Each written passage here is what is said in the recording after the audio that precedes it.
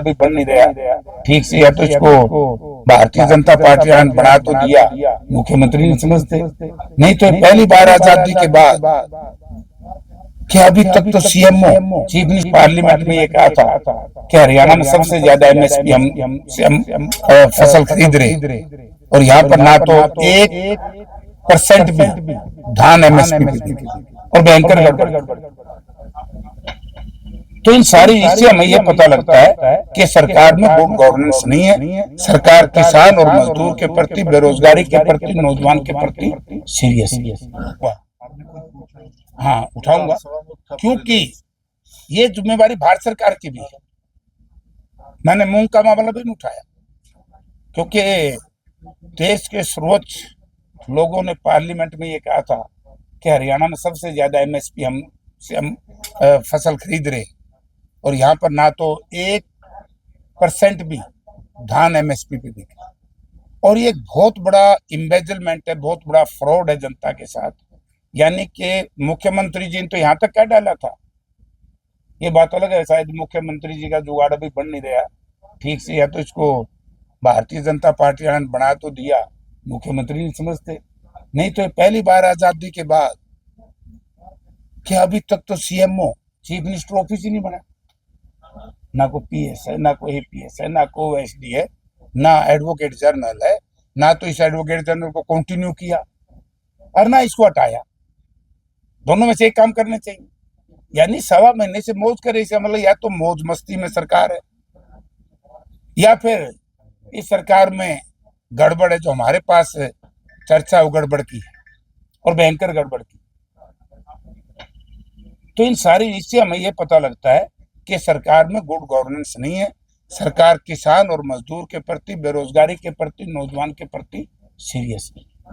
Next Hisar के hospital का मामला है, या फिर इस सरकार में गड़बड़ है, जो हमारे पास चर्चा हो गड़बड़ की है, और भयंकर गड़बड़ की।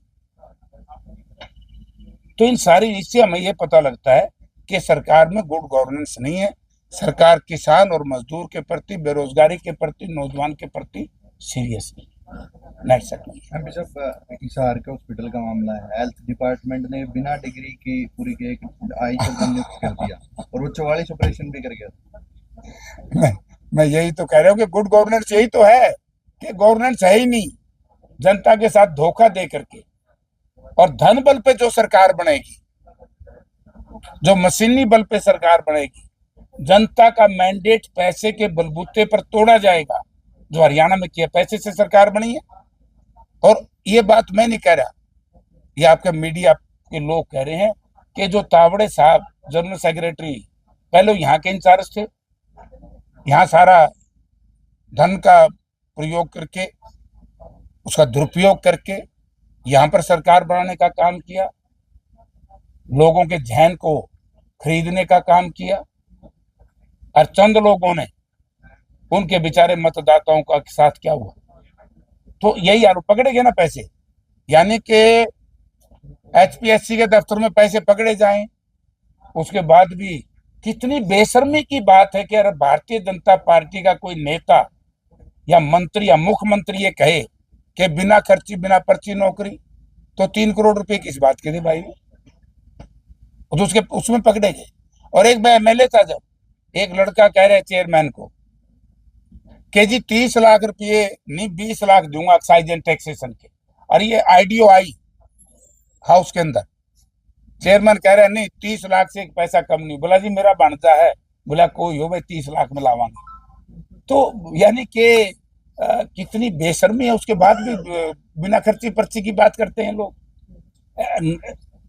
कौशल रोजगार निगम का मुखिया नहीं पकड़ा गया रिश्वत में भाई, तुम भी तो देश के प्रदेश के नागरिक भी, पकड़ा गया कि नहीं पकड़ा गया। और आज वोट खरीदता हुआ पकड़ा गया इनका, यानी कि 5-5 करोड़, फिर 400 सीआर लिख रखे, कहीं 300 सीआर लिख रखे, तावड़े साहब की पकड़ी डहरी। यानी कि हजारों करोड़ रुपया खर्च कर दिया लोगों के ईमान को लूटने के लिए। प्रजातंत्र में माल प्रैक्टिस की हम निंदा करते हैं।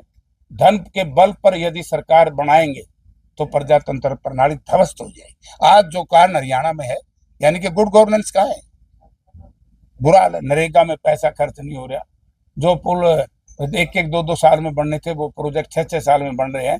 अमृत योजना का यही हाल है, मतलब हर जगह ही सिस्टम गड़बड़ है। एक और सवाल है